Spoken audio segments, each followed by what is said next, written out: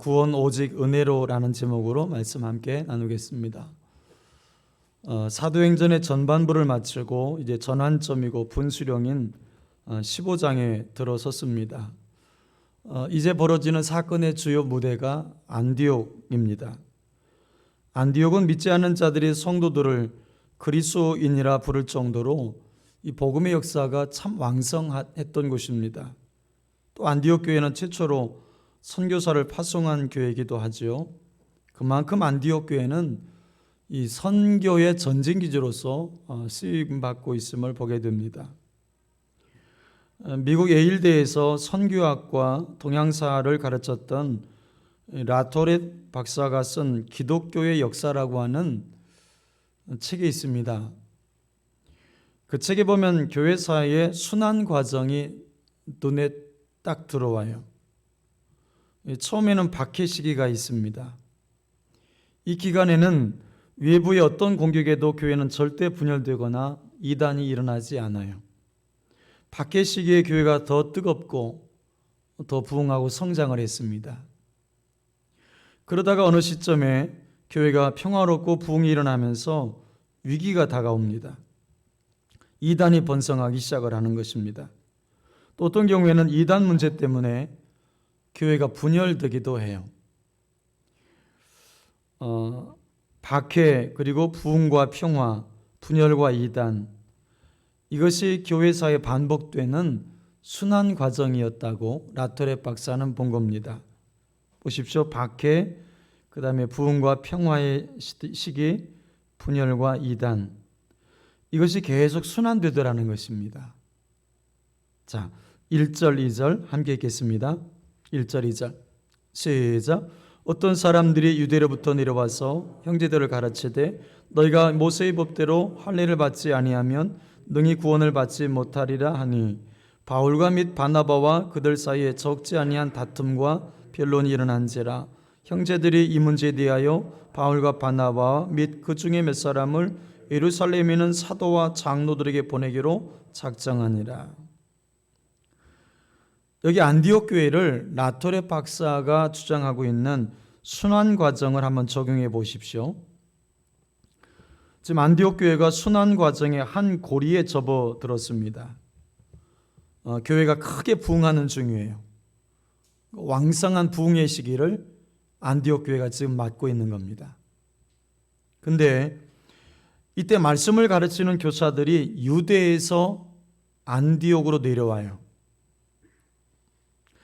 당시에는 말씀을 가르칠 만한 사람이 잘 없어서 이 순회 교사들이 그렇게 많았어요. 준비된 일꾼들도 많지 않았고 교회 시스템도 잘 준비가 되어 있지 않아서 순회 목회가 가능했습니다. 예루살렘에서 온 교사들은 율법주의적 성향이 아주 강한 기독교 개종자들로 보여요. 그들이 안디옥에 와서 충격을 받습니다. 이방인들이 성령의 역사를 경험하고 예수 믿고 하나님의 자녀가 되는 거예요. 그러니까 그들의 상식과 지식으로는 감히 상상도 안 되는 일들이 안디옥에서 지금 일어나고 있는 거죠. 그런데 문제는 이들이 복음을 이상하게 가르치기 시작했다는 겁니다. 이런 논리예요. 제가 정리해보면 이렇게 정리할 수 있었어요. 물론 예수를 구주로 믿고 영접함으로 구원을 받습니다. 그러나 여러분, 그것만으로는 여러분이 하나님의 자녀가 되는 데는 충분치가 않아요. 하나님이 모세를 통해서 우리에게 율법을 주셨어요. 그 율법에 따르면 구원받은 하나님의 자녀라는 표시로 할례를 명하셨습니다. 고로 여러분들도 온전한 구원을 경험하려면 반드시 할례를 받아야 합니다. 그래야 복음을 통한 구원의 역사, 복음을 통한 구원의 역사가 완전해지고 온전해지는 겁니다. 논리는 그리 틀려 보이지 않잖아요, 그죠? 근데 이 일로 안디옥 교회가 막 술렁거리기 시작하는 거죠. 이게 무슨 말이냐? 지금까지 들어왔던 이야기와 많이 다르지 않는가? 더군다나 바울이 가르친 복음과는 너무 다르지 않은가? 이 이야기를 바울과 바나바도 듣게 된 겁니다. 이 바울과 바나바 두 사람과 유대에서 온 교사들과 적지 않은 논쟁이 막 벌어진 거예요. 한참 부흥하던 안디옥 교회에 심각한 문제가 생긴 겁니다. 교회가 뒤숭숭해졌어요. 그래서 형제들이 이 문제에 대해서 답을 얻기 위해서 바나바와 바울 그리고 몇 사람을 예루살렘 교회에 보내기로 작성을 한 겁니다. 결국 이 사건 때문에 기독교 역사에서 중요한 의미를 갖는 제1차 예루살렘 공의회가 개최가 된 겁니다. 연도로 보면 AD 49년의 사건이에요. 드디어 안디옥 교회를 출발한 이들이 예루살렘에 이르러서 교회와 사도, 장로들의 영접을 받습니다. 또 하나님이 자기들과 함께 계셔서 그동안 행하신 모든 일들을 이야기합니다. 1차 전도 여행을 예루살렘 교회에서도 보고한 것으로 보여져요. 그런데 5절에 보니까 바리새파 중 어떤 믿는 사람이 일어나서 이렇게 말합니다. 이방인에게 할례를 행하고 모세율법을 지키라 명하는 것이 마땅하다. 이방인들에게 할례를 행하고 모세율법을 지키라 명하는 것이 마땅하다. 예루살렘 교회도 갑자기 시끄러워진 거죠. 그 논쟁의 무대가 이제 안디옥에서 예루살렘으로 옮겨진 거예요.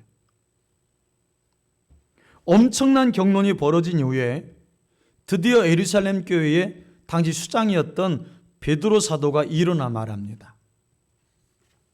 7절부터 10절 말씀을 보십시오. 많은 변론이 있은 후에 베드로가 일어나 말하되 형제들아 너희도 알거니와 하나님이 이방인들로 내 입에서 복음의 말씀을 들어 믿게 하시려고 오래전부터 너희 가운데서 나를 택하시고 또 마음을 아시는 하나님이 우리에게와 같이 그들에게도 성령을 주어 증언하시고 믿음으로 그들의 마음을 깨끗이 하사 그들이나 우리나 차별하지 아니하셨느니라. 그런데 지금 너희가 어찌하여 하나님을 시험하여 우리 조상과 우리도 능히 매지 못하던 멍에를 제자들의 목에 두였느냐. 지금 사도 베드로가 할례 문제를 멍에라고 하는 표현을 쓴 것을 주목해 볼 필요가 있어요.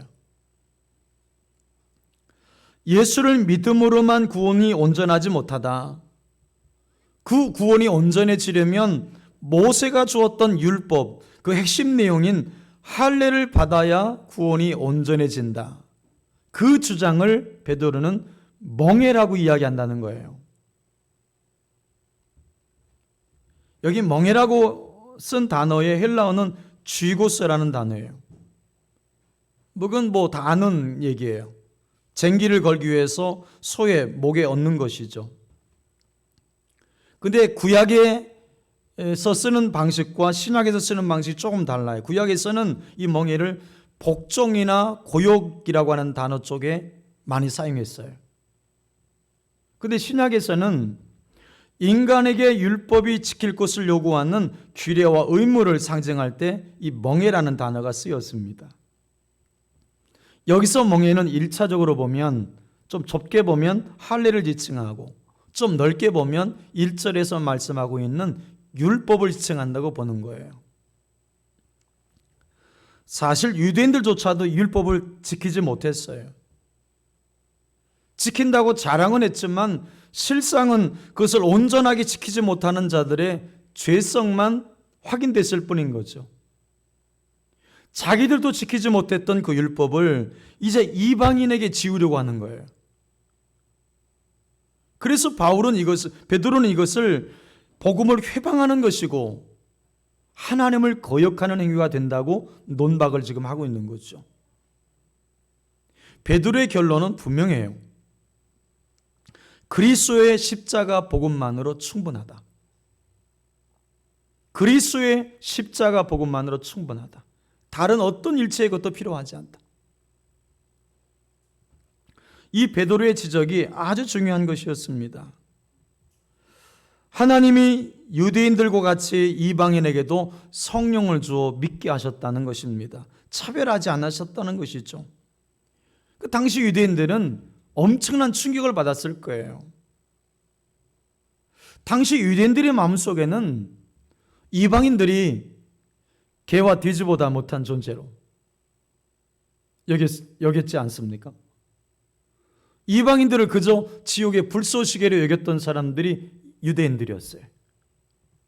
그런데 같은 성령을 통해서 하나님의 자녀가 된다라고 하는 것은 정말 받아들이기 어려운 상황이었어요. 그래서 베드로의 이 말조차도 아멘으로 동의하지 않아요. 정통 유대인이었던 사도 베드로가 이런 의견을 피력한 것은 백부장 고넬료 집에서 경험한 사건이 결정적인 계기가 되었을 겁니다. 사실 베드로도 보통 유대인들과 생각이 같았어요. 그런데 어느 날 베드로에게 기도하는 중에 하나님께서 환상을 보여주시죠. 하늘에서 보자기가 쫙 내려왔는데 그 보자기 안에는 율법에서 먹지 못하도록 규정되어 있는 것들이 가득했어요. 베드로도 안 먹으려고 했는데 하나님이 막 질책하시죠. 내가 깨끗하게 한 것을 내가 어떤 기준을 가지고 더럽다 여기느냐. 잡아먹어라. 베드로에게 주께서 깨끗하게 하셨다라고 하는 것은 주님이 자신의 피로 유대인을 포함한 이방인들까지 속량하셨음을 의미하는 거예요. 베드로는 그 말씀에 순종해서 이방인 백부장 고넬료 집으로 가서 복음을 전하죠. 아니나 다를까 베드로가 말씀을 전할 때 그들 가운데 성령이 쫙 임하는 거예요. 그래서 베드로는 그들에게 세례를 베풉니다. 그렇게 베드로는 이방인에게 복음의 문을 처음 연 장본인이었어요. 바울은 그렇게 베드로가 열어놓은 이방 선교의 문을 사실은 걸어간 것에 불과한 거예요. 오랫동안 유대인들이 가지고 있었던 그 굳은 편견을 깰 수 있었던 사람이 바로 사도 베드로였습니다. 세상에서 가장 나쁜 개가 편견과 선입견이라 그러잖아요. 결국 이 이야기는 단순히 인종차별의 편견을 깬다는 의미를 갖고 있는 게 아닌 거예요. 오히려 율법주의 속에 감춰져 있었던 유대인들의 자기자랑, 우월의식을 들춰내고 하나님이 변화할 것을 촉구하시는 것이 들어있어요. 편견과 선입견에 관한 예화에서 빠지지 않고 등장되는 것이 장님과 코끼리 예화인 거 아시죠? 6명의 장님이 있었어요. 예화에서 장님이라고 하기 때문에 장님이라고 합니다. 지금은 맹인이라는 표현 쓰겠죠. 아니면 시각장애자라고 표현할 거예요. 어찌됐든 6명의 장님이 있었어요. 자기가 만진 코끼리의 어느 부분을 가지고 코끼리의 생김새를 이야기하는 거죠. 자, 옆구리를 만진 사람, 코끼리는 광대하고 두꺼운 벽과 같이 생겼습니다. 이빨을 만진 사람, 코끼리는 짧고 둥글고 매끄럽지만 날카롭습니다. 귀를 만지고 온 사람, 코끼리는 두꺼운 양탄자 같은 것으로 만든 거대한 이파리와 같습니다. 코를 만진 사람, 코끼리는 커다란 뱀과 같이 생겼어요. 다리를 만지고 온 사람, 코끼리는 나무처럼 둥글고 두껍게 생겼습니다. 마지막 6번째 사람, 코끼리를 직접 타보고 온 사람이에요. 코끼리는 확실히 커다란 움직이는 산처럼 생겼어요. 그 예화의 끝에 이 말이 붙어 있죠. 오늘날까지도 그 마을 사람들은 토론만 계속하며 아무도 코끼리가 어떻게 생긴 동물인지 생각해내지 못하고 있다.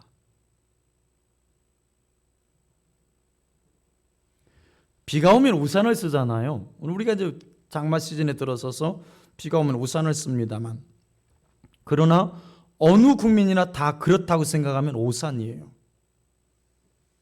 프랑스 가보신 분이 계십니까? 우산 쓴 사람이 없습니다. 비가 올 때 우산을 쓴 채 안고 걸어 다니는 사람들이 대부분이에요. 우산을 거의 볼 수가 없어요. 프랑스에 가면. 왜 그럴까요?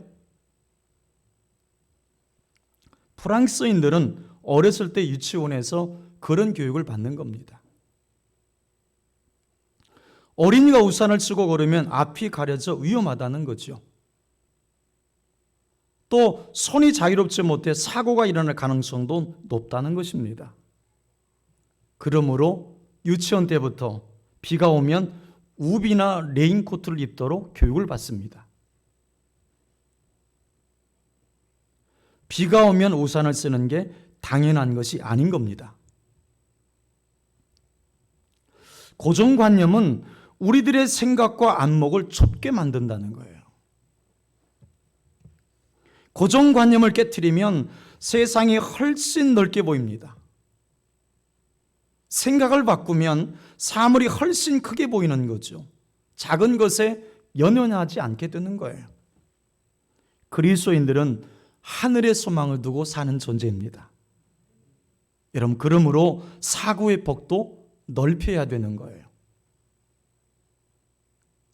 여러분, 구원을 무엇으로 얻습니까? 예수 그리스도를 믿음으로 얻습니다.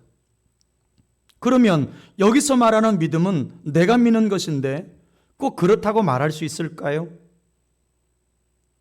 에베소 2장을 통해서 함께 살펴보겠습니다.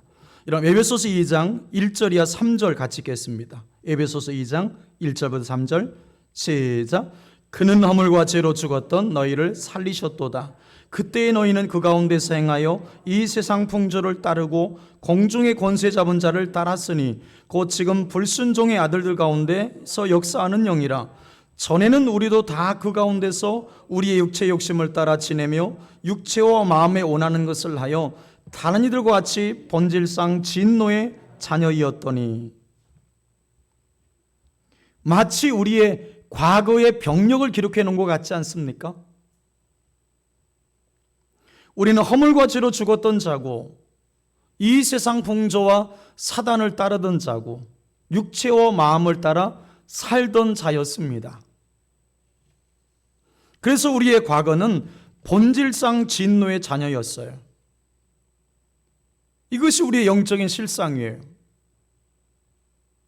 그 다음 절 보십시오. 에베소 2장 4절 5절. 긍휼이 풍성하신 하나님이 우리를 사랑하신 그 큰 사랑을 인하여 허물로 죽은 우리를 그리스도와 함께 살리셨고 너희는 은혜로 구원을 받은 것이라. 하나님의 사랑에는 조건이 붙질 않아요. 과거에 우리의 영적인 실상은 본질상 진노의 자녀였어요.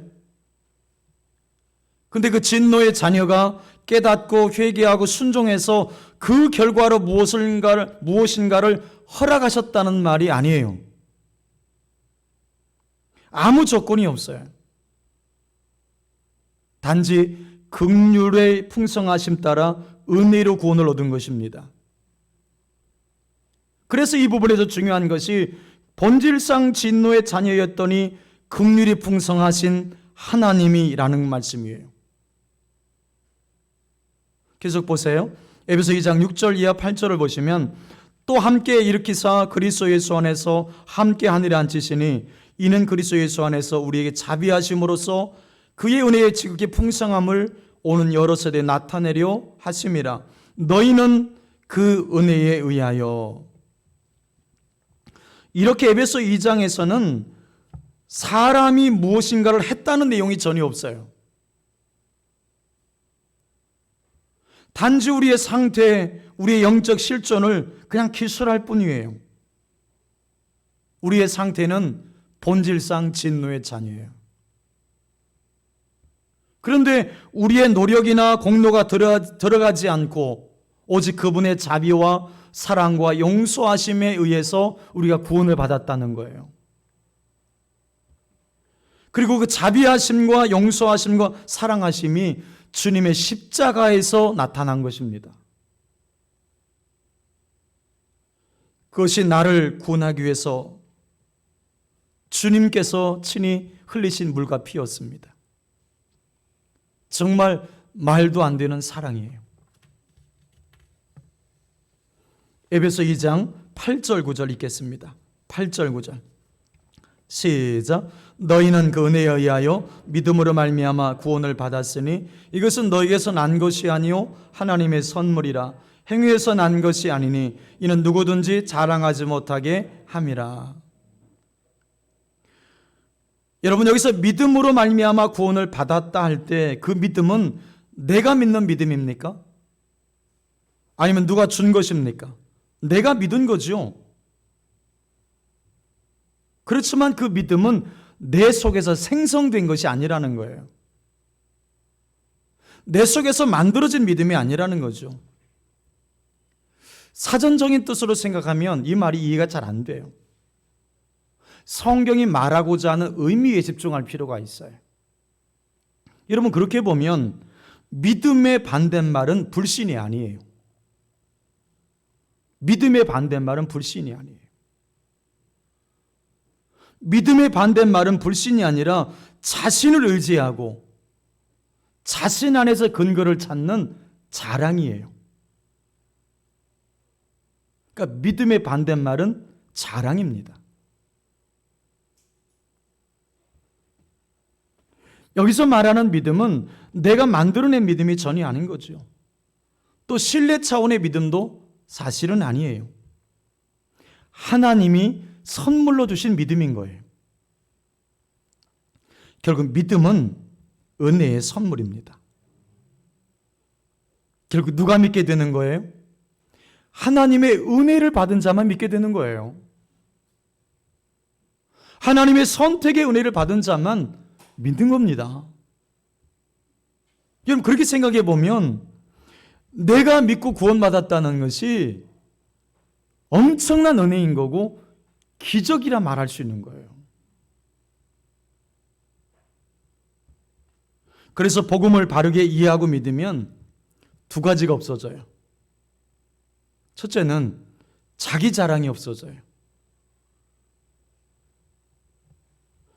내가 사는 삶 가운데 내게서 근거한 것이 아무것도 없기 때문에 그래요. 내게서 출발한 것이 아무것도 없어요. 이것은 하나님 앞에 서는 날까지 정말 잊어서는 안 될 너무나 중요한 거예요. 그래서 복음의 십자가의 정소와 의미를 알면 알수록 우리 속에 없어지는 것이 자기 자랑이에요. 내 공로와 내 자랑 있을 수 있는 자리가 없어요. 우리가 맥주 감사절을 지나고 있지만 지금까지 지내온 것이 주의 크신 은혜라. 이 말이 무슨 말이에요? 내가 한 게 없다는 거예요. 내 공로가 들어갈 자리가 없어요. 전부 하나님의 은혜인 것이죠. 그래서 복음을 바르게 이해하면 이해할수록 자기 자랑이 없어지는 거예요. 두 번째는 차별이 없어져요. 내 인식 속에 부자도 없어지고 가난한 사람도 없어져요. 잘난 사람도 없어지고 못난 사람도 없어져요. 내 인식 속에 똑똑한 사람도 없어지고 바보도 없어져요. 모두 그리스도 예수 안에서 용서와 긍휼을 입은 죄인인들 뿐인 거예요. 때문에 그리스도 안에서 십자가의 진리를 깨닫고 발견할 때마다 차별이 다 없어지는 것입니다. 오늘 베드로를 잘 보십시오. 그는 사도와 장로들 앞에서 담대하게 말합니다. 복음을 제대로 이해했기 때문에 자랑도 없고 차별이 없어요. 그리고 사람도 두려워하지 않아요. 겸손하고 담대할 뿐 두려울 것이 없어요. 오직 그는 하나님 한 분만 두려워하는 거예요.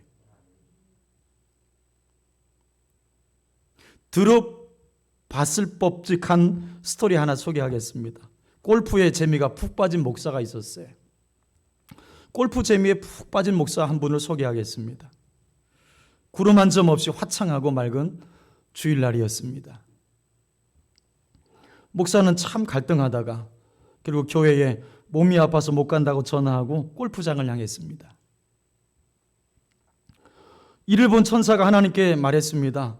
하나님, 저 목사 혼 좀 내줘야 되겠습니다. 하나님도 고개를 끄덕이셨습니다. 목사는 일본 홀에서 힘차게 스윙을 했습니다. 볼이 무려 350야드를 날아가서 그린 위에 딱 떨어진 뒤 홀컵으로 쏙 들어가 버렸어요. 홀인원이 된 것입니다. 목사가 막 흥분을 감추지 못했습니다.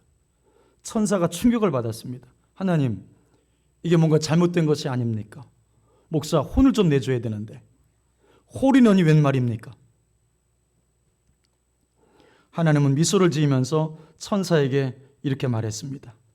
목사가 이 일을 누구에게 자랑하겠느냐? 자랑을 하면 주일에 골프 친 것이 들통날 텐데